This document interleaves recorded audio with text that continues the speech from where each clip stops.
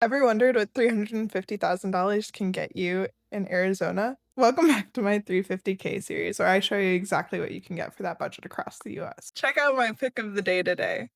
A 3-bed, 3.5 bath, 3,600 square foot home in Phoenix. This home has a great open layout with lines of sight directly into the living room. This house has hardwood floors, but an entryway made of tile, which is actually really helpful if you ever have wet shoes, although I don't know if you can have wet shoes in Phoenix, Arizona. This home also has really great natural light between the windows and skylights. I think that this drop-down ceiling is super fun and something that I've never actually seen before in the dining room. Wooden shutters are a really expensive feature in the home. The kitchen really gives old money vibes, kind of Italian, but I live for it. I love that the refrigerator has an ice dispenser and water dispenser in the door rather than having to open the fridge door. I think that's such a stupid design choice. This massive island would be a dream for hosting people while cooking in your kitchen.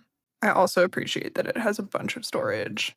Great light and interesting textured ceilings in the living room.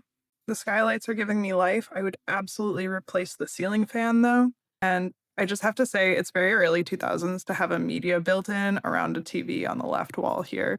The pantryway is walk-in, which is ideal. However, it could use a little bit of updating. What would you put in this empty space in the hallway next to the half bath? Let me know in the comments.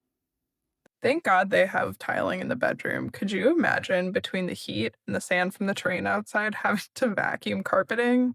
The bathroom could use some work, not gonna lie. Moving on to the master, you've got huge space, great light, the world's smallest TV in the corner, and quite the surprise for the bathroom.